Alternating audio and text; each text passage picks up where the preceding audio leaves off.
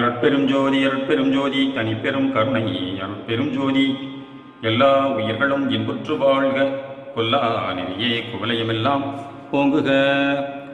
திருவருட்பிரகாச வள்ளற்பெருமான் அருளி செய்த சுத்த சன்மார்க்க நெறியினை தமது உரையாடல்களின் மூலமாகவும் தமது நூல்களின் மூலமாகவும் இந்த அகில உலகத்தில் வாழும் அன்பர்கள் அனைவரும் இலகுவாக தெரிந்து கொள்ள வேண்டும் என்ற முறையிலே அதனை வெளியிட்டவர்தான் திண்டுக்கல் சுவாமி சரவணானந்தா அவர்கள். அவர்கள் உரை விளக்கம் எழுதிய பல்வேறு நூல்களிலும் சரி, அவர்கள் உரை விளக்கம் ஆற்றிய போது அந்த கருத்துக்கள் அடங்கிய அந்த ஒரு சில பகுதிகளிலும் சரி, அதனை தொகுத்து தயவு மனிதனின் நெற்றிக் கண் என்ற முறையிலே ஒரு நூல் வெளியிடப்பட்டுள்ளது. அந்த நூலில் முதல் பகுதி ஏற்கனவே அன்பர்களுக்கு ஒலி வடிவிலே தரப்பட்டது. அதன் பகுதி எண் 2 தற்பொழுது இன்றைய நாளிலே ஒலி வடிவிலே தரப்பட உள்ளது. பகுதி 2 நெற்றிக்கண் உத்தர ஞானம். தலைப்பு 1 சுத்த சன்மார்க்கம். அருட்பதியின் ஓர் நேரடி காரியப்பாடு. குறைவுடைய புது நெறிகளினால் இதுவரையும் பட்ட சிறுமைகளும் அவலங்களும் நீங்கி நிலையான நல்லின்ப வாழ்வு பெற இந்த சுத்த சன்மார்க்கம் உதிக்கின்றது. இது அந்த பதியினிடத்திலிருந்தே நேரடியாக காரியப்படுவதாகும். அதாவது சத்விசாரத்தால் நம் ஆன்மபதி நிலையை அறிந்து தெளிந்து உள் ஊற்று மயங்கி ஒடுங்கி விடாது அனகம் விரிந்து சதா ஒளி வீசுகின்ற அந்த அருளோடு கலந்து உணர்விலும் உயிரிலும் உடலிலும் அவ்வொளி சேர செயல் புரிந்து கொண்டு வாழ வேண்டியுள்ளது. இப்படி வாழ்வதுதான் சுத்த சன்மார்க்க ஒழுக்க வாழ்வாகும். இந்த அகநிலை நீங்காது அனக தயா வாழ்வு வாழ நமது உருவம் அந்த அருள் ஒளிமயமாகி நீங்காது வாழ்வதாம். பழமையில் பற்றும் நம்பிக்கையும் வைத்துக் கொண்டிருப்பவர்கள் உண்மை கண்டு அப்பழைய நிலை நீங்கி பேரருள் நிலைக்கு ஏற வேண்டிய தருணம் இப்பொழுது வந்துள்ளது. தயா ஒழுக்கத்தோடு சத்விசாரம் செய்து இச்சுத்த சன்மார்க்க வாழ்வு மேற்கொள்ள வேண்டும். கொண்டால் ஒவ்வொருவரும் சுத்த சன்மார்க்கிகளாய் நித்தியானந்தத்தில் திகழ்வர். இது உண்மை. அடுத்த தலைப்பு 2 இறைவனின் திருவருட்பிரகாச வள்ளல் உருவம். இதுகாரும் இவ்வுலகில் தோன்றி மறைந்த ஆன்மாக்கள் எத்தனை கோடி கோடியோ யாரே அறிவர். அவை ஒவ்வொன்றும் ஓரொரு நாமரூபத்தோடு விளங்கி சில பல காரியங்களை செய்துவிட்டு பின் உரு நீங்கி அருவாகி மறைந்து போய்விட்டனவாம். அந்த எல்லா ஆன்மாக்களினும் உள்ளீடாய் இருந்ததும் இப்போதும் பின் எப்போதும் இருப்பதும் நம் அருட்பெருஞ்சோதி ஒன்றே ஆகும். இந்த ஒன்றே பலவாய் என்றென்றும் இருப்பதுதான் நம் பதியின் சித்து வல்லப தனி பெருமையாகும். நாமும் நம் தூல சூக்கும நிலை கடந்து காரண ஆன்ம வடிவிலிருந்து நோக்கும்போது யாவும் ஒருதன்மை ஆகிய ஆன்மாவாக காண்கிறோம். அதற்கும் அகத்தை அடைகின்ற போது பலவாகி தோற்றம் ஆன்மத்துவமும் போய் ஏகமாகிய அந்த அருட்பெருஞ்சோதியே யாவுள்ளும் கண்டு நிற்கும் அனுபவம் உண்டாம்.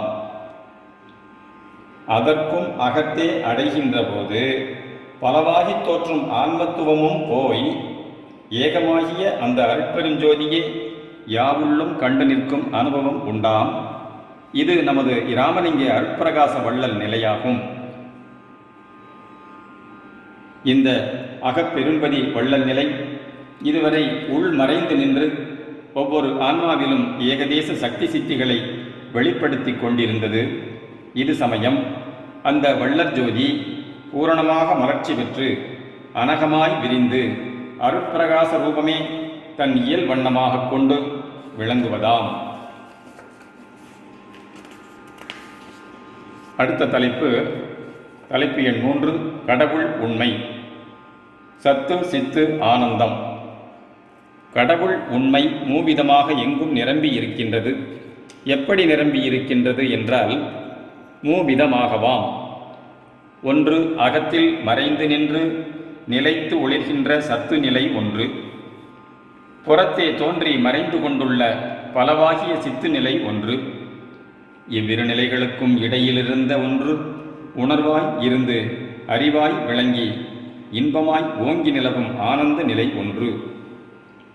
இவை மூன்றுமே அருவாய் உருவாய் உருவாய் விளங்கும் ஆண்டவரின் முழுமை தோற்றமாம். அடுத்த தலைப்பு 4. ஆன்ம உண்மை.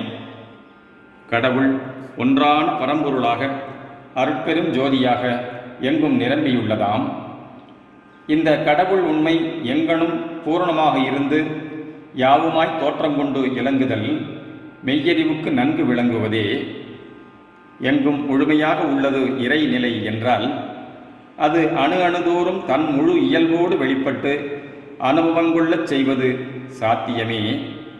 இதனால் நம் பதியே ஒவ்வொரு அணுவிலும் முழுமையாக விளங்கி கொண்டிருக்கின்றார் என அறிகின்றோம்.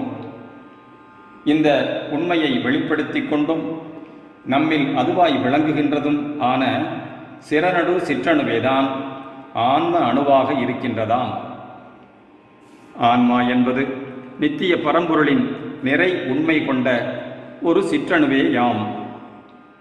இவ்வணுவே தன் அக ஐஞ்சக்தியை வெளிப்படுத்த புறவெளியெங்கும் நாத ஒலி வண்ணமாய் காரியப்பட்டு கொண்டு இருப்பதை ஓம் ஒலியாக அறிகின்றோம். அடுத்த தலைப்பு 5. தயவு கண் மூலம் ஓர் அணு காணல். கடவுள் உண்மையை அருளறிவால்தான் அறிய முடியும். அந்த அருள் அறிவு ஜீவதயா ஒழுக்கத்தோடு இருந்து சத்விசாரம் செய்து உள் நெகிழும் போதுதான் உணர முடியும். இதில் நம்முள் நாமாய் உள்ள சிறநடு ஆன்ம அணுவிலிருந்து உணர்த்தப்படுகின்றதும் உணர்கின்றதும் அவ்வணுவே என்ற உண்மை வெளியாகின்றது. அந்த அணுதான் எங்கும் நிறைந்த கடவுளின் சிற்றுரு, அதாவது சிற்றம்பலம் என்பதும் அதுவே நம் ஆன்ம சிற்றணு என்பதும் தெளிவாகும். இதனால் கடவுள் இவ் அணுவில் விளங்குவதும் இதுபோல் ஒவ்வொரு அணுவிலும் விளங்குதலும் இயல்பே. ஆனால் எந்த ஓர் அணுவுக்கு இந்த ஆன்ம அருள்ஞான உணர்வு மனித வடிவில் ஏற்படுகின்றதோ அந்த குறிப்பிட்ட அணு மட்டும் அனுபவபூர்வமாக அறிந்தும் கண்டும் அனுபவத்திற்கொண்டும் விளங்க வல்லதாகும். எந்த ஓர் அணுவுக்கு இந்த ஆன்ம அருள் ஞான உணர்வு மனித வடிவில் ஏற்படுகின்றதோ அந்த குறிப்பிட்ட அணு மட்டும் அனுபவபூர்வமாக அறிந்தும் கண்டும் அனுபவத்திற்கொண்டும் விளங்க வல்லதாகும். ஆகவேதான் அந்த கடவுளை அதற்கு அயலாக எவரும் எதுவும் அறியலாகாதென மொழியப்பட்டது. இந்நிலையுற்று உணராது கடவுளை பற்றி விவகரிப்பதெல்லாம் வீணே. இந்நிலை உற்று உணராது கடவுளை பற்றி விவகரிப்பதெல்லாம் வீணே. அடுத்த தலைப்பு 6. சிற்றம்பல நெற்றிக்கண் திறத்தல். நாமும் கடவுளுமான ஆன்மாவை சிறநடு சிற்றம்பலத்தில் விளங்குவதாக அறிந்து சிற்சபா துவாரமாகிய புருவனடு அடைந்து நெற்றிக்கண் திறக்கப் பெற்று அருள் ஒளிகண்டு நிற்றலாம்.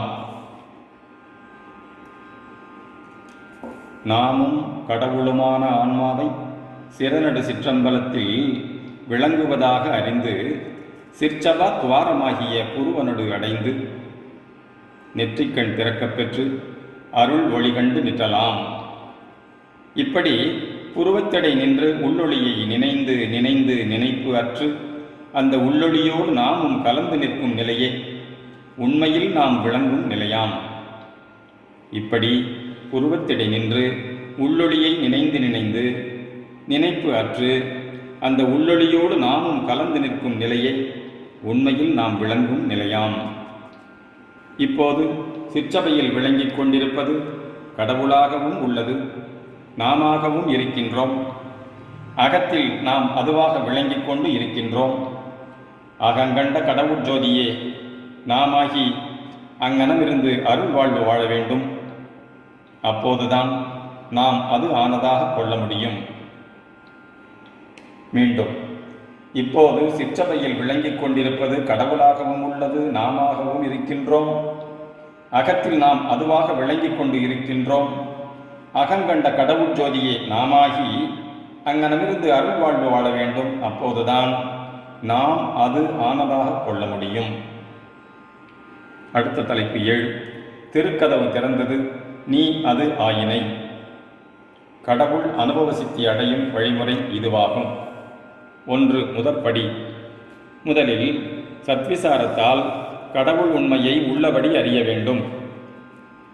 அதாவது அக்கடவுள் உண்மை எப்படி எங்கு விளங்குகின்றது என்பதை விசாரித்து அது நம் சிறநடு சிற்றம்பலத்துள் விளங்குதலை அறிந்து கொள்ளல் முதற்படி. 2ஆம் படி. அடுத்து அம்மெய்ப்பொருளை இடையராது நினைந்து முடிவில் நம்மை மறந்து அதில் கலந்து நிற்றல் 2ஆம் நிலையாம். 3ஆம் படி. பின்பு அதுவே நாமாகி விளங்கு நிலையே முடிந்த நிலையாம். மீண்டும் படிக்கப்படுகிறது. 1. முதற்படி. முதலில் சத்விசாரத்தால் கடவுள் உண்மையை உள்ளபடி அறிய வேண்டும். அதாவது அக்கடவுள் உண்மை எப்படி எங்கு விளங்குகின்றது என்பதை விசாரித்து அது நம் சிறநடு சிற்றம்பலத்துள் விளங்குதலை அறிந்து கொள்ளல் முதற்படி. 2ஆம் படி. அடுத்து அம்மெய்ப்பொருளை இடையராது நினைந்து முடிவில் நம்மை மறந்து அதில் கலந்து நிற்றல் 2ஆம் நிலையாம். 3ஆம் படி. பின்பு அதுவே நாமாகி விளங்கு நிலையே முடிந்த நிலையாம். அடுத்த தலைப்பு 8. ஆசாரியன் அனுக்கிரகத்தால் நெற்றிக்கண் திறத்தல். திருவருளை உண்மை குரு. உண்மை குருவாக உள்ளவர் உண்மையில் அகநின்று ஒளிரும் அருள் ஒளி வடிவாய் திகழ்கின்றவராய் இருக்க வேண்டும். அப்படி இருப்பவர் தம்மைத்தாமே காட்டிக்கொள்ளார், விளம்பரப்படுத்தி கொண்டிருக்க மாட்டார். பெயருக்கும் புகழுக்கும் பொருளுக்குமாக பிறருக்கு உபதேசம் பண்ணிக்கொண்டும் இரார். ஆகவே உண்மை குருவிலக்கணம் இதுவென அறிந்து இந்த குருவை அடைய முதலில் தயா ஒழுக்கத்தோடு இருந்து சத்விசாரம் செய்தல் முறையாகும். அப்படி செய்து வந்தால் திருவருளால் ஞானக்கண் திறக்கும். உண்மை குருவை கண்டு அடையலாம். இக்குருவைத்தான் நம் திருவருட்பிரகாச வள்ளல் கண்டு கொண்டிருந்தார். இவர் எவரையும் நாடிச் செல்லவில்லை. மாறாக பலர் இவரை நாடி வந்து தத்தம் அனுபவங்களை கூறியும் உண்மையை தெரிந்து கொண்டும் சென்றனர். அடுத்த தலைப்பு 9. மனோன்மணி நெற்றிக்கண். மனத்தை இடைவிடாது புருவ மத்தியில் இருக்கச் செய்யும் பழக்கத்தில் ஒருமைப்பட்ட மனம் புருவ நடுவில் மலர்ந்த வெண்தாமரை போல் விளங்க அம்மலநடுவே ஓர் ஒளி தோன்றி விரிகின்றது. இதுவே மனத்தின் கண்ணாகும். இந்த கண்ணை கொண்டு தயவோடு உலகை நோக்கினால் பிரபஞ்ச சிருஷ்டி இரகசியமெல்லாம் வெள்ளிடை மலையென விளங்கும். அம்மனக்கண்ணிலே விரிகின்ற ஒளிக்குள்ளீடாய் கடவுட்ஜோதி பொருந்தியுள்ளது. இச்சோதியுட்ஜோதியே உலகில் ஆக்கல், காத்தல், அழித்தல், மறைத்தல், அருளல் ஆகிய 5 செயல்களையும் புரிந்து கொண்டுள்ளதாம். மாசிலா மனோன்மணிக்கு உள்நின்று 5 வெளிப்பட்டு கொண்டே உள்ளதால் சீவதேகாதி பிரபஞ்சம் எல்லாம் விளங்குகின்றனவாம். அகர உகரம் சேர்ந்த யகரமாகிய ஆன்மாவே மனோன்மணியின் உள்ளிருந்து மலர்கின்ற ஒளியாகும். இவ் ஆன்ம கண்ணே ஒரு பூட்டாக கூறப்பட்டது. இப்பூட்டை திறந்து உட்சென்றால்தான் கடவுள் வீடு அடையலாகும். அகரமாகிய கடவுள் உண்மையும் உகரமாகிய சுத்த மனோ உணர்வும் கூடியதே யகரமாகிய ஆன்ம கண்ணாம். அகரம் 8, உகரம் 2, இவ்வெட்டும் 2 சேர்ந்த 10 யகர ஆன்மா என்ப. மேற்குறித்த ஆன்ம கண்ணாகிய பூட்டை திறப்பதற்கு உள்ள பொது திறவுகோல் ஓர்மை தயவே ஆகும். நடுக்கண்ணுக்குள் ஒளி செய்யும் மணியாக உள்ளது கடவுள் தயா ஜோதியே. இத்தயா ஒளியையே ஆலயமாக கொண்டு விளங்குகின்றது. எல்லோர்க்கும் பொதுவாய் நம் பதி நித்திய ஞாயிறு போன்று நிலைத்து ஒளிரும் கடவுட்கு தயாஜோதி கண்மணியே சத்திய ஞான அம்பலமாக திகழ்கின்றதாம். ஆதலின் கடவுள் உண்மை காண முதற்கண் இந்நுதற்கண்ணை திறக்க பெற்று கொள்ள வேண்டும். ஆதலின் கடவுள் உண்மை காண முதற்கண் இந்நுதற்கண்ணை திறக்கப் பெற்றுக்கொள்ள வேண்டும். இது திறக்கப் பெறுவதே திருவம்பல திருக்கதவம் திறக்கப்படலாகும். இது திறக்கப் பெறுவதே திரு அம்பல திருக்கதவம் திறக்கப்படலாகும். மனத்திலே எப்போதும் ஒளி வீசிக் கொண்டிருக்கும் தயாமணியை அகத்திலே இருத்தி கொண்டு புறத்திலே உலகியற் பணிகளை செய்து வரல் வேண்டும். 10வது தலைப்பு. சிறநடு தயவு ஒளியே உண்மை நெற்றிக்கண். தயவு உபதேச குறிப்புகள். 1. எங்கும் நிறைந்த அருட்பெருஞ்சோதியே மனிதனில் தலைநடுவுள் தயவு சிற்றொளியாய் திகழ்கின்றது. ஆகையால் அந்த ஒளியை மறவாது வேண்டி அது நடத்தும் வழியில் நடத்தல் நன்று. 2. அந்த அகவாழ்வுக்கு அளவான சத்துவ உண்டி ஏற்று நல்ல காரியங்களில் சதா ஈடுபட்டிருத்தல் வேண்டும். 3. பழக்க வசத்தாலும் சபல மனத்தாலும் மறதியாலும் தவற நேர்ந்து பின் கவலைப்பட்டு உளமுருகி வேண்டினால் மன்னித்தருள் தயாபதியின் பெருந்தயா செயலே ஆகும். பழக்க வசத்தாலும் சபல மனத்தாலும் மறதியாலும் தவற நேர்ந்து பின் கவலைப்பட்டு உளமுருகி வேண்டினால் மன்னித்து அருளல் தயாபதியின் பெருந்தயா செயலே ஆகும். 4. எந்த வகையிலும் தயா வாழ்வு பெறுவோம் என்ற திட நம்பிக்கை கொள்ள வேண்டும். 5. ஒருவனை திருத்தி நல்வழிப்படுத்தத்தான் கடவுளே அவனது தினசரி வாழ்வில் விழிப்பிலும் கனவிலும் சரி சில தேவையான சூழ்நிலையை வருவித்து செயல்படுத்துவார். 6. உலகில் எந்த ஒரு நிகழ்ச்சியும் ஒருவனை அறக்கருணையாலும் மரக்கருணையாலும் நெறிப்படுத்தவே நிகழ்த்தப் பெறுகின்றனவாம்.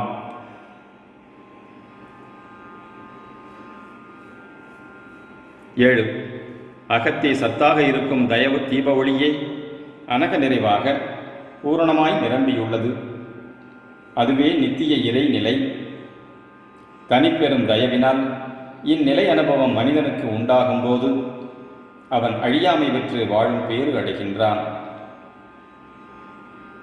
இந்நிலை நித்திய வாழ்வு ஏற்படுமுன் குறைவுடைய மனித பிறப்பு வந்து கழிந்து போகின்றது. 8. தயா சன்மார்க்கி தயவுக்கண்ணால் எதையும் யாரையும் காண்கின்றான். புறத்து உறும் எதுவும் எவரும் நிலையற்றன மாயை. ஆகையால் எதையும் எவரையும் விருப்பு வெறுப்பின்றி பார்த்து தயவோடு நிற்றல் வேண்டும். 9. பிறருடைய தோற்றங்களிலே சொற்களிலே செயல்களிலே அதிக நாட்டம் செலுத்தாது தயவு நிரம்ப வேண்டிக் கொள்ளல் வேண்டும். சிவன் நெற்றிக்கண்ணால் காமனை எரித்து பின் அருவமாய் எழுப்பினது எல்லாம் பொறிபுறனை ஒடுக்கி அக ஒளியில் கலந்து விட்டதையும் அருவுருவில் மறைவுற்றதையும் குறிக்கும். நம் நெறியில் சிறநடு தயவு ஒளியே உண்மை நெற்றிக்கண். அதனை சத்விசாரத்தால் ஊற்று அதுவாகி நின்று எங்கும் யாரையும் தயவு காரியப்பாடாக கண்டு தயவு வடிவ அருவுருவ அனுபவத்தோடு நித்திய வாழ்வு பெறுதல் குறிப்பதாகும்.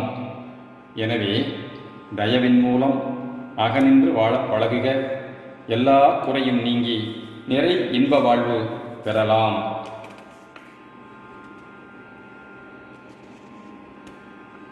அடுத்து 19வது தலைப்பு. நெற்றிக்கண் தயா ஒளி விளக்கு தியானம். இந்த நம் நெற்றிக்கண்ணை திறந்து கொள்ள தயா தியான பயிற்சி பெற வேண்டும் ஒவ்வொருவரும். நம் தமிழிலே ஒரு சொல் என புகழ்ந்து பேசப்படுவது ஓம் ஆம். இது கடவுள் உண்மையை உணர்த்தி கொண்டு உள்ளதாம். முகமதியர்கள் இதையே ஆமின் எனவும் சொல்லுவார்கள். கிறிஸ்துவர்கள் ஆமென் எனவும் போற்றிக் கொள்ளுவர். இவ்வுண்மை அனுபவம் மனிதனின் தலைநடு ஆன்மசிற் ஜோதியின் கண் அருளால் விளங்கி தயவால் அடையப்பெறுகின்றதாம். அருள்ஞான விசாரத்தால் பிரணவத்தின் அகர உகர மகர மெய் கண்டுகொள்ளப்பட்டது. பின்னர் அக மெய்நிலை நின்று த ய உ எனும் கடவுள் ஞானம் ஜீவ ஆற்றல் உடல் வடிவம் கொண்டு தயவு வாழ்வு ஆக அமைகின்றதாம். பயிற்சி 1.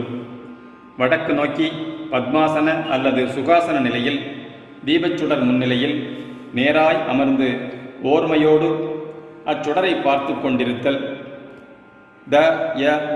தயவு என வாய்க்குள்ளே சொல்லிக் கொண்டிருத்தல். பார்வை அகலாது வேறு எதையும் எண்ணாது மெதுவாக சொல்லிக்கொண்டே இருத்தல் வேண்டும். பார்வையும் எண்ணமும் விலகினால் உடனே திருத்தி சரி செய்து கொள்ள வேண்டும். வடக்கு நோக்கி தியானம் செய்யும் போது நம் மனோகரண ஜீவாத்ம சக்தியை துருவ நட்சத்திரம் நேரே ஈர்க்கின்றது. வேறு திசைகளில் கொஞ்சமும் அசைய விடாமல் மனதை ஓர்மையில் நிலைக்கும்படி செய்கின்றது. இப்படி சில காலம் பழகி வந்தால் அனுபவம் உண்டாகும். 2. அகப்பயிற்சி. புறத்தீபம் எப்போதும் தேவையில்லை. முதற் பயிற்சி ஓரளவு கூடினாலே போதும். அகநிலைக்கு வந்துவிட வேண்டும். சிறநடு சிற்றம்பலத்திலே கடவுளான்ம அணு ஒளிவிட்டு பிரகாசித்து கொண்டிருக்கின்றது. அது நாம் என்ற அனுபவம் வருவது எளிதன்று. அதற்கு தயா ஒழுக்கத்தோடு சத்விசார வசத்தராய் இருந்து முயற்சிக்க வேண்டும். கடவுள் அணு திகழும் அம்பலத்தின் முன் வாயிலாம் உருவ நடுவனம் உள்ளது. கடவுள் அணு திகழும் அம்பலத்தின் முன் வாயிலாம் உருவ நடுவிடம் உள்ளது. இங்குதான் உயிர் உணர்வும் மன உணர்வும் ஒன்றி நிற்கக்கூடியதாயும் இருக்கின்றது. ஆகையால் இந்த இடத்தில் மனதை நிறுத்தி பழக வேண்டும். அதற்கு உபாயமாக ஒரு குறிப்பை வழங்கியுள்ளார் நம் வள்ளலார். யாதெனில் புருவ மத்தியில் ஓங்கார பீடம் ஒன்று இருப்பதாகவும் அதன் மீது ஒரு சிறிய வெண்தாமரை மலர்ந்து திகழ்வதாகவும் அம்மலர் நடுப்பொகுட்டின் மேல் ஒளிச்சுடர் ஒன்று மிளிர்கின்றதாகவும் அவ்வொளிக்குள் நம் அருட்பெரும் பதி விளங்குவதாகவும் பாவிக்க வேண்டும். ஆம், இங்கு இப்படி பாவிக்கப்படும் ஒளிச்சுடர் வெற்று கற்பனையோ பொய்யான பாவனையோ அல்ல. சிறநடுவுள் வளர் கடவுள் ஜோதியின் பிரதிபலிப்பே புருவமத்திய கண்ணாடியில் தோற்றுவதாம். ஆகையால் இங்கு மனம் நின்று மணி பெற்று திகழ்வது ஆன்மானுபவத்திற்கு உரிய முதற்படியாய் இருக்கின்றது. மனம் புருவ நடுவில் அசைவர நிற்கும்போது தயவு என்று நாவினால் வெளிப்படச் சொல்லாது மனத்தால் சிந்தித்து மெய்ப்பொருள் உணர்ந்து நின்று பழகினால் நலம் பல பெறலாம். இவ்விடத்தில் நிற்பவனுக்கு யகர ஆன்ம வடிவம், அகத்தே தகராகாச நிலையும் புறத்தே உகர பிரபஞ்ச தோற்றமும் விளங்கும் உண்மையை இத்தயவு குறிப்பதாக கொள்ளப்படும். தயவினால் இந்த நெற்றிக்கண்ணை திறப்பித்துக் கொண்டால்தான் பின்னர் உச்சென்று கடவுள் நிலை கொண்டு திகழலாம். தயா நாம் என்ற எண்ணம் இடையராது இருக்கச் செய்வதுதான் உண்மை தியானம். தயா நாம் என்ற எண்ணம் இடையராது இருக்கச் செய்வதுதான் உண்மை தியானம். தயா நாமே, தியா நாம், தியா நம் ஆகின்றது. அடுத்த தலைப்பு 12. மரணம் நீக்கும் மனோன்மணி. அறியாமையாலும் கவலையாலும் துன்பத்தாலும் இயலாமையாலும் மனத்தின் கண் இருள் சூழ்ந்திட தெளிவு இன்மையும் மயங்கி நிற்றலும் ஏற்படுகின்றன. கீழ்நிலை இதயத்தானத்தில் இருக்கும் மனத்திடை தளர்ச்சியும் அச்சமும் தடுமாற்றமும் மறதியும் உண்டாகின்றது. இதனால் உயிரும் உடம்பும் மிகுதியாக பாதிக்கப்படுகின்றது. இந்த இதயத்தில் இரத்த ஓட்டமும் உயிர் துடிப்பும் கரண இந்திரிய உணர்ச்சியும் பாதிக்கப்படுவதால் எல்லா கேடும் விளைகின்றனவாம். ஆனால் இந்த இதய பீடத்தில் மனம் ஒன்றி சலியா நிலையுறும்போது பொறி உடம்பின் செயலும் புலன் உணர்வும் ஒடுங்கி நிற்க நேரும். ஆனால் புறச்செயலில் ஈடுபட முடியாது போம். ஆகையால் மனம் செயலற்று போகாது எப்போதும் செயலோடு விளங்கவும், அதே நேரத்தில் மயர்வும் அயர்வும் அடையாது வாழ்வில் உயர்வு பெற்று விளங்கவும் வேண்டி மேலிடத்துச் சேர்க்கை பெறுதல் திருவருள் ஆணையாம். மனம் சலியாது மணியொளியாய் நிற்கும் இடம் புருவ மத்திய லலாடம். அப்புருவ மனோன்மணி பீடத்து நிற்கும் ஒருமை மனம் தலைநடு ஒளியில் ஒன்றி அதுவாகும்போது அருள் ஒளியாய் விளங்குகின்றதாம். இந்த இடத்தில் அருட்ஜோதியே மனத்தை தன்மயமாக்கிக் கொண்டு அத்துவிதமாய் விளங்குவதாம். இப்படி அருட்ஜோதிமயமாய் இருந்து கொண்டு கரணேந்திரிய உயிருடம்பு முழுவதும் அருள் ஒளியால் விளங்க நேர்கின்ற போது பயம், கவலை, துன்பம், சோர்வு, மரணம் கூட இல்லாது வாழ்தல் சாத்தியமாகின்றதாம். அடுத்த தலைப்பு 13. புருவ நடுவே புகலிடம், தகரபதியே உறைவிடம். அனக நெறி முறை. எங்கும் பரிபூரணமாய் என்றும் திகழ்ந்து கொண்டு அருட்பெரும் ஜோதியாய் விளங்குகின்ற ஆண்டவரை மெய்யருள் அறிவாலே நமது ஆன்ம சிற்சபையில்தான் காண வேண்டியிருக்கிறது. பிற எவ்விடத்தும் எக்காலத்தும் எதனாலும் எல்லாம் வல்லபதியை கண்டுகொள்ளவே முடியாது. ஆகையால் தயவோடு சத்விசார வசத்தராய் ஒருமை மனத்தால் புருவ நடுவுள் புகுந்து சிற்சபையை அடைந்து அதுவாகி நிற்கப் பழகுதல் வேண்டும்.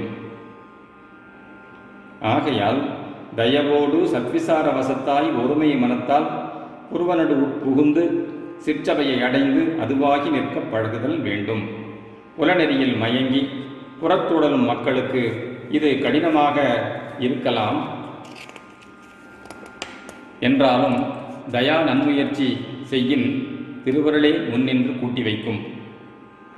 இவ் அக அம்பலத்தே பொருந்தி நின்று புற வாழ்வில் விருப்பு வெறுப்பின்றி சூழ் உலகில் ஜீவ விளக்க ஞான விளக்க பணி புரிந்து கொண்டு சுத்த இன்பானுபவத்தில் திகழ்வதே இந்நெறியின் குறிக்கோளாம். அதுதான் சுத்த சன்மார்க்க இயல் என்றும் அனக நெறிமுறை என்றும் தெளிதல் வேண்டும். இதனால் உலகில் அருள் ஒளியின் கீழ் மக்கள் சமுதாயம் முழுமையும் நல்லின்ப வாழ்வில் தழைத்தோங்கும். அடுத்த தலைப்பு 14. அவனே தானே ஆகிய சன் நெறி. அருட்பெருஞ்சோதி மனிதனின் தலைநடுவுள் அணுத்துவமாய் அருகி கிடப்பது. உண்மையில் அதுவே உயிரை, உணர்வை, உடலை ஆக்கிக்கொண்டு மனிதனாய் உலகில் வாழ்விக்கிறது. இதுதான் கடவுளேதான் உண்மை மனிதனாய் இருக்கின்றதாம். இவ்வுண்மையை உள்ளபடி அறிந்து வாழுகின்ற மனிதன் தான் ஒருவனே ஒன்றாகிய கடவுள் நிலையில் எல்லா காலத்தும் எல்லா இடத்தும் எல்லார் வடிவும் கொண்டிருந்து உள்ளதும் இப்போது இருக்கின்றதும் இனி என்றும் இருக்கப் போகின்றதும் தானே என்பதை தெளிவாக அறிந்து கொண்டு தயவு வாழ்வு வாழ்கின்றவனே சுத்த சன்மார்க்கி. இவன் தேக போக புலன் என்ப வேட்கை இல்லாது தயவு அனுபவத்தையே லட்சியமாய்க் கொண்டு வாழ்வதால் அத்தயவே அமுத ஜோதியாய் உள்ளிருந்து பெருகி இவனது உயிர், உணர்வு, உடல் எல்லாம் ஜோதிமயமாகிட அழிவற்று வாழும் பாக்கியம் பெறுவதும் சாத்தியமாவதாம். அடுத்த தலைப்பு 15. எல்லாம் நாமே ஆய் தெளிக. இப்போது நிறையருள் வல்லத்தால் அவரே நாம் ஒவ்வொருவருமாய் இருப்பதை அவர் நிலை நின்றே புறதேக நிலையில் இருந்தல்ல அருட்பெரும் சக்தியால் உயிரும் உடலும் கொண்டு வாழ்ந்து வருவதை அறிகின்றோம். ஆகையால் உலகை, உடலை, உயிரை விட்டு உள்ளொடுங்குவது சரியல்ல. ஆகவே அந்த நித்திய சச்சிதானந்த அகநிலையில் இருந்து கொண்டே தேகபோக வாழ்வில் விருப்பு வெறுப்பு இன்றி தயவு வாழ்வு வாழ்ந்து கொண்டு இருக்க வேண்டும் என்பதுதான் கடவுள் ஆணையாம். ஒன்றான தயவு கடவுளே உண்மையில் எவருமாய் உள்ளதை தெளிவாக தெரிந்து கொண்டால் அதுவாக விளங்க வரும் நாமும் அகநிலையில் ஒருவரேயாகவும் காரண ஆன்ம நிலையிலும் சூக்கும ஆவி வடிவங்களிலும் தூல தேக தோற்றங்களிலும் பலப்பலவாக பல்வேறு இடங்களில் பல்வேறு காலங்களில் பலவாகிய நாம ரூபத்தோடு விளங்குவதாக அறியலாகும். அத்தோற்றங்களிடத்து சிறிதும் பற்று கொள்ளாது எல்லாம் நாமே ஆய் தெளிந்து தயவு வாழ்வை ஏற்போம். அடுத்த தலைப்பு 16. யாவும் தானாய் நிற்றல். சிறநடு சிற்றம்பலத்திலே நாம் நம் ஒருமை உணர்வை நாட்டி நின்று அதுவே நம் அகவடிவாய்க் கொண்டு அனக வாழ்வு வாழ வேண்டும். இதுவே ஒருமை வாழ்வாம். திரு அம்பலவன் திருநோக்கம் பெற்றார்க்கு ஒரு அம்பலத்தே என்று உன் என்பதை தெளிந்து கொள்ள வேண்டும். புறவானிலே அந்தரத்திலே நின்று ஒளிர்கின்ற ஞாயிறே போன்று சிதாகாசமாகிய அகவானிலே அருட்ஜோதியாய் நிற்றல் வேண்டும். ஞாயிற்றின் காரியப்பாடு உலக இயக்கங்களுக்கு காரணமாய் இருத்தலே போல் நம் அருட்ஜோதியின் காரியப்பாடு உடல் இயக்கச் செயல்களுக்கு காரணமாக இருத்தல் இயல்பாம்.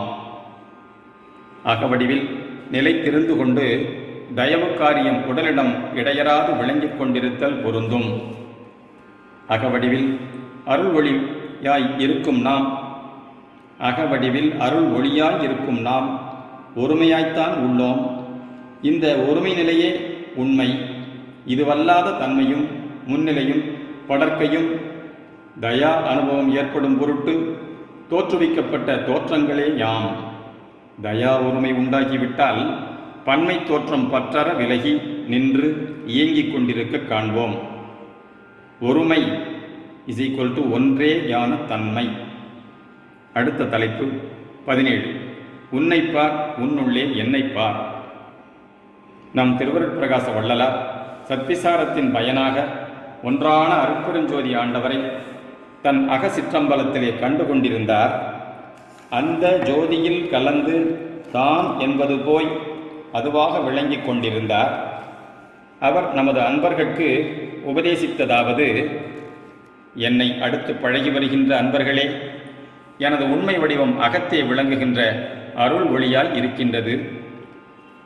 அத்தத்துவத்தின் மீதே எனது பெயர் அமைக்கப்பட்டுள்ளதும் ஆண்டவரின் அருட்செயலேயாம். நீங்கள் தனித்தனி ஒவ்வொருவரும் கூட இந்த அருள் ஒளி உருவமாய் அகத்தில் விளங்கிக் கொண்டிருக்கின்றீர்கள். நம் எல்லோருடைய உண்மையுருவமும் அருள் ஒளியாய் இருப்பதுதான் உண்மை. ஆனால் அந்த அருள் ஒளி பல அல்ல, ஒன்றே ஒன்றுதான். இது ஒருமையே பன்மையாய் தோற்றுவது அந்த அருளின் மகிமையாகும். இதனை அறிந்து மறவாமல் இருந்து வாருங்கள். அடுத்து தலைப்பு எண் 18. அருள்ஞான கண்மணியின் அருட்பெரும் செல்வம். நமது திருவருட்பிரகாச வள்ளலார் எல்லாம் வல்ல அருட்பெரும் ஜோதியையே வாழ்க்கை முதலாக பெற்றுக்கொண்டு விட்டாராம். இவர் வாழ்க்கை என்னும் வியாபாரம் நடத்த திருவருள் ஆகிய பெரும் பொருளையே முதல் ஆக வழங்கப் பெற்று விட்டாராம். அந்த அருள் ஒளி வளர் பெருமணி அகத்திலே இருப்பதை காண அருள்ஞான கண்மணிக்கே சாத்தியமாய் இருத்தலின் இவர் தன் உள்ளத்தில் பொருந்திய அருள் ஒளியை கண்டு கொண்ட தனது கண்மணியையும் போற்றுகின்றார்.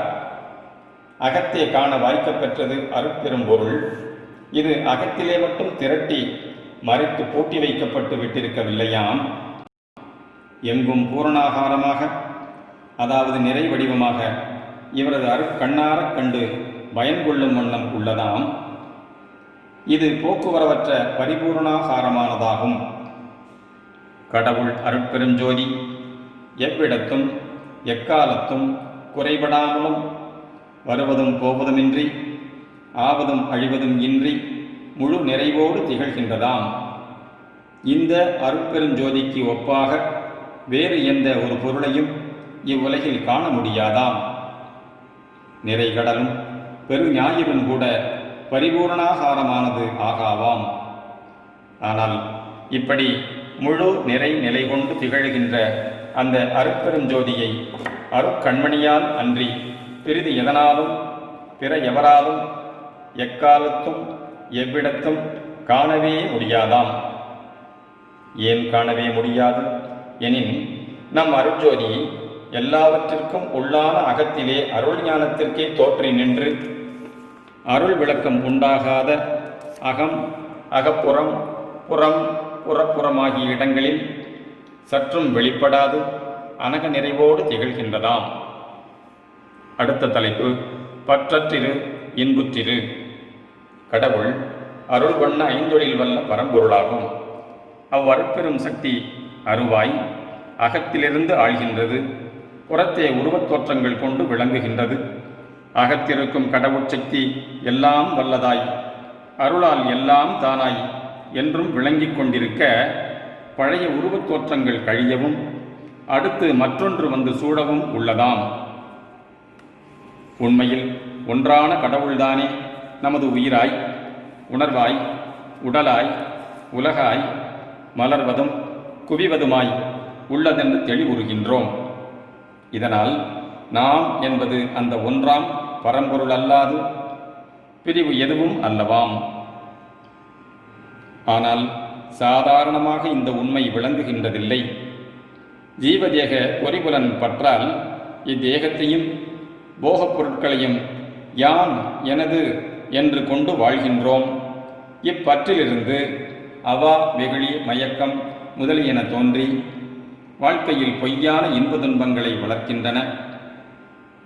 இவை ஒழிந்து மெய்யின்ப வாழ்வு தோன்ற உள்நின்று அறிவு மலர்கின்றது. கடவுள் தம் திருவருளால் உலகை ஆளுகின்றதால் அந்த கடவுளல்லாது நாம் என்ற ஒன்று உண்மையில் இல்லாததால் அவர்தம் அருளே நாமாகவும் விளங்க வேண்டியுள்ளது.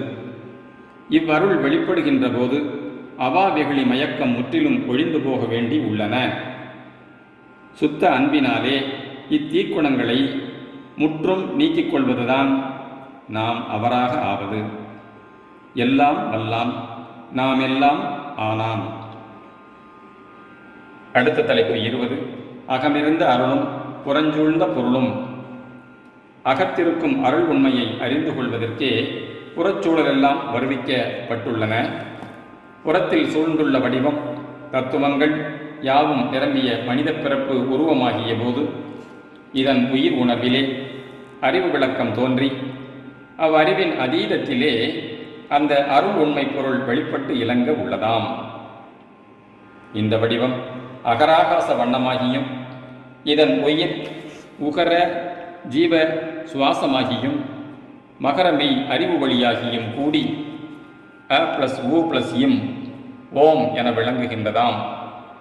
இதன் அறிவு வழியிலே அருள் உண்மை இந்த ஓம் என்னும் பிரணவத்தின் உட்பொருளாக பொருந்தியுள்ளதாகும். இந்த பிரணவமாகிய கடவுளுக்கு அருளும் பொருளும் இரு திருவடியாம். அருளும் பொருளும் அழித்துலகாலும் பிரணவன் பாதம் பிடி என்பதால் உண்மை அறியலாம். அருள் உணர்வு பெற்றால்தான் அருளையும் பொருளையும் இணையடியாக கொண்டு விளங்கும் அருட்பெரும் கடவுளை அறிய முடியும். ஆகவே மனமாசு நீங்கிடப் பெற்று அன்பு அறிவுடன் இருந்து ஆண்டவரை வேண்டி நின்று அருள் உணர்வை வருவித்துக் கொள்ளுவோமாக. அடுத்த தலைப்பு 21. உண்மை அன்பு, உண்மை அறிவு, உண்மை இன்பு. அறிவோடு அன்பும் நிறைவான வாழ்வில் நல்லின்பமே என்றும் தழைக்கும். ஓரளவு அறிவு மட்டும் விளங்கி மெய்யன்பு கலவாத போது மெய்யான நிலையான இன்ப வாழ்வு உண்டாவதில்லை. அதுபோல் ஏகதேச அன்பு வெளிப்பட்டும் மெய்யறிவு அல்லது கடவுள் ஞானம் கண்டுகொள்ளப்படாத போது பேரின்ப வாழ்வு சித்திப்பதில்லை. ஆதலின் உண்மை ஞானமும் உண்மை அன்பும் உளத்து நின்று மலர்ந்து உலக வாழ்வில் அருள்மணம் கமழ வேண்டும். அப்போதுதான் எங்கும் என்றும் இன்பம் பொங்கும் தங்கும். அடுத்த தலைப்பு 22. சத்து உண்மை, சித்து விளக்கம், ஆனந்த அனுபவம். சுத்த சன்மார்க்கம் அகத்தில் அறிவில் தோன்றி மனோவாக்கு காயங்களில் வெளிப்பட்டு வாழ்வில் நிறைவெய்துகின்ற ஒரு முறையாகும். இதுகாரும் சத்து சித்து நீங்களான தேகாதியை மாயை என மதித்து வந்தவன் அது அச்சத்து சித்தின் அம்சமான ஆனந்தமே என்றும் அது புலனால் நோக்கப்படும் வரை மாயையாகவும் அகஞானமாகிய அருளால் நோக்கப்படும் போது திருவருளின் அம்சமாகவும் அறியப்படுகின்றது. அகநின்று அருளாலே விருப்பு வெறுப்பு இன்றி அருள் விளக்கத்தின் பொருட்டு யாவையும் புரிவதுதான் ஆனந்த வாழ்வுமுறை என்றும் உறுதியாகின்றதாம். இதனால் அகநின்று அருளாலே காணும்போது கடவுட்சத்து உண்மையும் சித்து விளக்கமும் ஆனந்த அனுபவமும் தான் இந்த உலகில் நிரம்பியுள்ளதாக அனுபவமாகின்றதாம். இந்த ஆனந்த அனுபவம் சித்து விளக்கம் என்னும் அறிவு உணர்விலேதான் விளைவு கொள்ளுகின்றது. அதுவும் சுத்த அருள் ஒன்றினால்தான் ஆகின்றதாம். ஆகையால் அருளை பற்றிய உண்மையை அறிந்து கொண்டு உணர்வில் வளர்த்திடவும் செயலில் புரிந்திடவும் வேண்டும். அடுத்த தலைப்பு 23. சச்சிதானந்தம் கடவுளுடையது. உண்மையில் சச்சிதானந்தம் கடவுளுக்குரிய ஒன்றே. அவர்தானே அவ் ஆனந்தத்தை உலகறிய கொண்டு திகழ இந்த மானிட உரு ஏற்று இவன் என இருந்து அனுபவிக்கின்றதாம். இவன் கடவுளுக்கு அந்நியமாய் இருந்து கொண்டு அனுபவிக்க முடியாதது அவ்வானந்தம். தான் என்ற தற்போதம் போய் அதுவல்லால் தான் என ஒன்று வேறாய் இல்லை என்ற உணர்வு பெற்று அதுவான தான் உணர்வு மாத்திரமாய் இருப்பதாக உணர்ந்து நிற்கும் தருணம் உண்டாகின்ற இன்பம் நிரதிசையானந்தமாக உள்ளதாம். எனவே நேசம் குறிக்கும் அன்பும் சுகமும் ஆன்மாவுக்குரியதா கடவுளுக்குரியதா என்றால் கடவுளுக்கே உரியது. ஆனால் இந்த ஆன்மா தான் என்ற போதம் போய் அதுவான போது அனுபவப்படுவதாம். தான் அனுபவித்து கொண்டு அனுபவியாதது போல் சாட்சி மாத்திரமாய் நிற்கின்றதாம். அடுத்த தலைப்பு 24. அருள் அகவிழிப்பு. அது என்றும் தான் என்றும் இல்லாத இரண்டற்ற ஒன்றாய் விளங்குவதே மனித பிறப்பின் முடிந்த லட்சியமாகும். மனிதராய் பிறந்த ஒவ்வொருவரும் இந்த அகநிலை பயிற்சியை கட்டாயம் பெற வேண்டும். அகநிலையில் இருந்து கொண்டு ஆன்மநேய ஒருமைப்பாட்டு உரிமையோடு வேண்டினால் அகவிழிப்பு உண்டாகும். பின் சத்விசார முடிவில் உள்ளொளியை சார்ந்து அதுவாகி இருந்து கொண்டு பரோபகார செயலோடு வாழ்வதால் கடவுள் அனுபவம் சித்திக்கும்.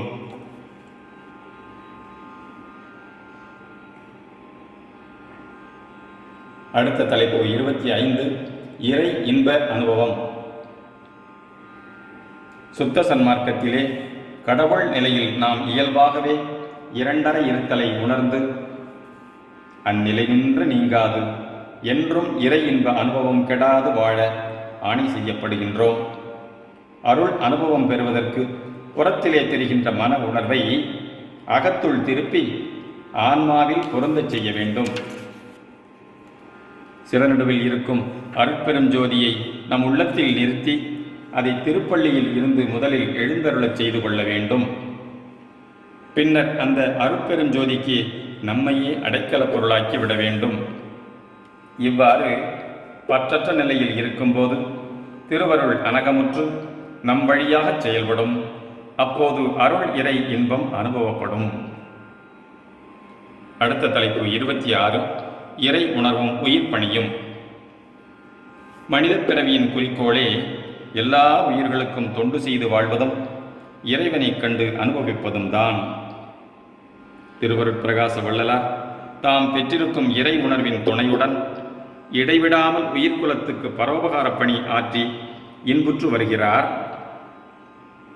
இந்த அருட்பணிதான் அவர் பார்த்து உணர்ந்து அனுபவித்து இன்புற்று வரும் பொற்சபை நடனம். இதுதான் முழுமை பெற்ற இறை அனுபவம். மரணமிலா பெருவாழ்வு என்பதும் இதுதான். இதை செய்து காட்டி வரும் முதல் சித்தர் வள்ளல் பெருமான். மனிதர்கள் தயா உணர்வுடன் உயர்வுகளுக்கு பரோபகார பணி புரிந்து வர வேண்டும். இதற்காகத்தான் மனித பிறவி நமக்கு அளிக்கப்பட்டிருக்கிறது. அடுத்த தலைப்பு 27. அன்பு செயல். அன்பு ஆதாரமாயிருக்க அதிலிருந்து செயல்பட்டு பிறர்க்கு உதவும் போது சுகம் விளைகிறது. இவ் அன்புமயமாய் அகத்தே பொருந்தி நின்று கொண்டு பிறர்க்கு இறங்கி உயிர் விளக்க அறிவு விளக்க பணி செய்வதே அன்பு செய்தல் ஆகும். இச்செயலால் நம் உள்ளத்தே திருவருள் உணர்விலே இன்பம் தோன்றி அனுபவப்படும். இவ் இன்பானுபவமே உண்மையான சுகம் ஆகும். சுத்த சன்மார்க்க உயர்நிலை அனுபவத்தில் சிறநடு சிற்ஜோதியில் கலவாது கலந்து இருந்து கொண்டு சிந்தனை கடந்து அதுவாகி நின்று ஐந்திய பிரபஞ்சத்தில் அன்பின்பச் செயலோடு வாழ முடிகின்றதாம். அடுத்த தலைப்பு 28. சன்மார்க்க பயிற்சி 4.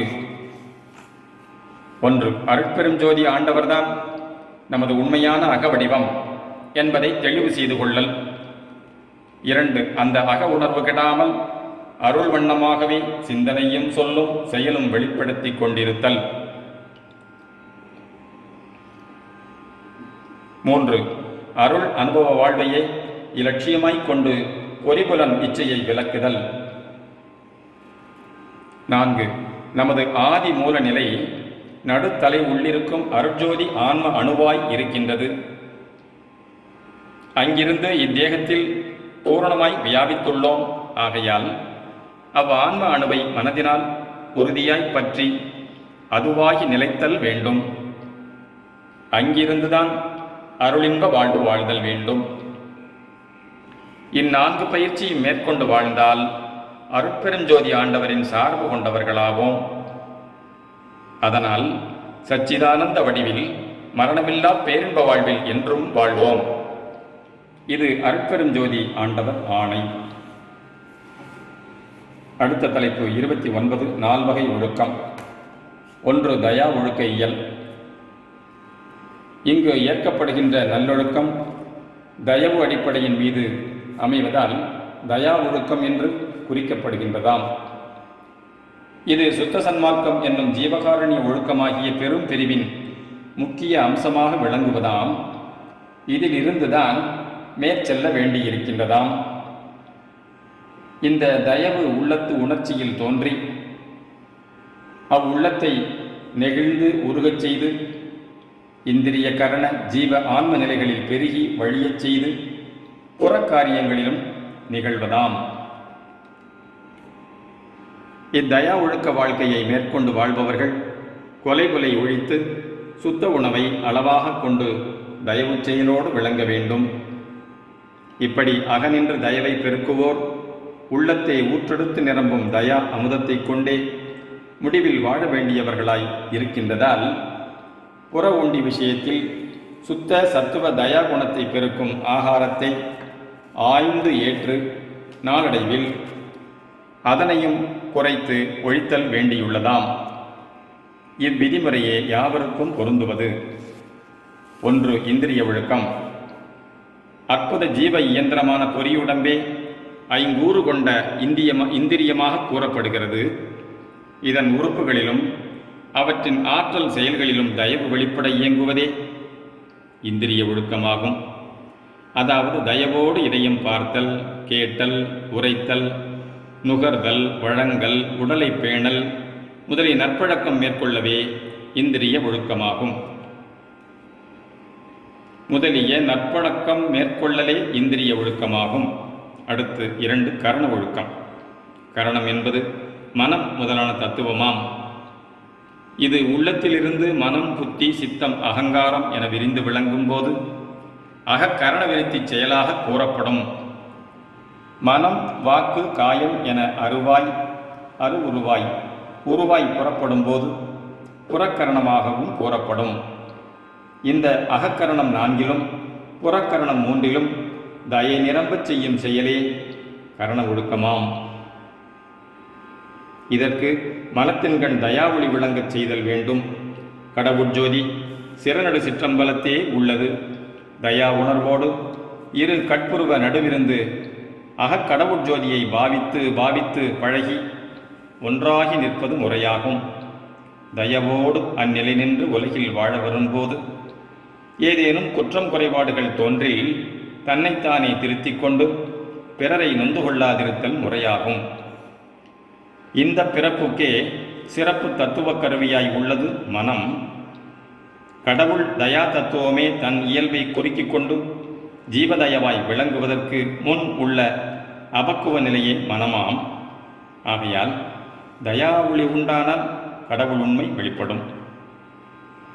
மனத்துக்கண் மாசிலனாதல் அனைத்து அரண் என்றும் மாசற்ற கொள்கை மனத்தில் அடைந்தாக்கால் ஈசனை காட்டும் உடம்பு என்றும் மனம் குரங்கோடு உவமிக்கப்பட்டு சிறிய திருவடி என்றும் பலவாறு குறிக்கப்பட்டுள்ளன. ஆகவே இந்த தயா ஒழுக்க இயல் இந்த மனத்தில் இருந்துதான் தொடங்க பெற வேண்டியுள்ளதாம். அதாவது முதலில் மனத்தில் தயா உணர்ச்சியை வருவித்து கொண்டுதான் அதற்கு தக முன் குறித்த இந்திரிய ஒழுக்கத்தையும் பின் குறிக்கப்படும் ஜீவ ஆன்ம ஒழுக்கங்களையும் பழக்கப்படுத்தி கொள்ள வேண்டுவது முறையாம். இவ்வொழுக்கத்தின் பயனாக மனத்தை பூர்வ மத்தியினின்று சிறுநடு சிற்றம்பலத்தை கொண்டு நிறுத்தி பதிஜோதியோடு பிரிவர இருத்தி தயவை பெருக்கிக் கொண்டே இருப்பதாம். அடுத்த தலைப்பு 3 ஜீவ ஒழுக்கம். கரணசுத்தி வந்து உள்ளிருந்து ஒளிரும்போது புற தேகப்பற்று அற்று விளங்கும். ஆகையால் தன்னின மக்கள் எவரையும் சம ஜீவிகளாக நோக்கும் பொது நோக்கம் உண்டாகின்றதாம். ஆகையால் ஒருவருடைய ஜாதி, மதம், குலம், கோத்திரம், நாடு, மொழி, கல்வி, அறிவு, உயர்வு, தாழ்வு, பால், அதாவது ஆண் பெண் என்ற பாகுபாடு முதலிய எல்லாமும் பற்றப்படாது ஒவ்வொருவரும் ஒரு தன்மையாகிய ஓரின ஜீவர்களே எல்லோரும் என்ற பெருநோக்கத்தோடு தயவு செய்தலே ஜீவ ஒழுக்கமாகும். 4 ஆன்ம ஒழுக்கம். மனித ஜீவர்கள் எல்லாம் ஓரினம் என்பதற்கு மேல் மற்றெல்லா உயிர்களும் ஒவ்வொரு குறிப்பிட்ட இனத்தைச் சேர்ந்த ஜீவர்களாகவும் காண்கின்றோம். ஆகவே எல்லா ஜீவர்களும் ஒரே தன்மைத்தாகிய ஆன்மாக்களே என்றும் அறியலாகின்றன. இந்த எண்ணடங்கா அனந்த ஆன்மாக்களில் இருப்பது ஒரே பரமான்மவதி ஆகிய கடவுளாம். இந்த ஒன்றான பரமான்மாவே தன் தயா பெறும் சித்வசத்தால் ஒவ்வொரு ஜீவான்மாவாகி ஒவ்வொரு தேகத்தை ஏற்றுக்கொண்டு விளங்குகின்றதாகவும் அறியப்படும். ஒருவன் இந்த அறிவு பெற்று விளங்கும் தருணம் தான் ஒருவனே கடவுள்மயமாய் பரமான்மபதி வண்ணமாய் எவ்விடத்தும் எக்காலத்தும் எல்லா ஜீவான்மாக்களிலும் இருந்து கொண்டு விளங்குவதாகவும் அறிந்து கொள்ளுகின்றான். ஒருவன் இந்த அறிவு பெற்று விளங்கும் தருணம் தான் ஒருவனே கடவுள்மயமாய் பரமான்மபதி வண்ணமாய் எவ்விடத்தும் எக்காலத்தும் எல்லா ஜீவான்மாக்களிலும் இருந்து கொண்டு விளங்குவதாகவும் அறிந்து கொள்ளுகின்றான். இந்த உயர் ஆன்ம ஞானம் பெற்றவன் எங்கும் தானாய் இருப்பதை உணர்ந்து பூரணம் பெற்றுவிட்டதாக கருதி கொண்டு மேல் எதையும் விரும்பாமலும் வெறுக்காமலும் சலனமற்று உள்ளொடுங்கி மறைந்து போய்விடுகின்றான். அப்படி மறைந்து போகின்றது தயவு பெற்றுக்கொள்ளாததே காரணமாகும். எங்கும் தானாய் இருந்து கொண்டுள்ள பதி நிறை தயவு உடையவர் ஆவார். அந்த தயவினால் ஒவ்வொரு ஜீவான்மாவுக்கும் ஜீவனையும் தேகத்தையும் போக பொருள்களையும் இடைவிடாது தந்து உதவிக்கொண்டே இருக்கின்றார். ஆகையால் அந்த பதிவண்ணமே தன் இயற்கை என்று அறிந்து கொண்டவன் செயலோடு கூடிய தயாமயமாகி வாழாது உள்ளொடுங்கி மறைந்து போவது கடவுட்சம்மதமாகுமா? ஆகாது. ஆகையால் ஆன்ம இயற்கை தயவு என்பதை நன்கு அறிந்து உளம் கொண்டு அந்த ஜீவதயவை பெருக்கி கடவுள் தயவாக ஆக்கிக்கொண்டு அவர் வண்ணமாக என்றும் வாழ்வதே இந்த ஆன்ம ஒழுக்கமாம்.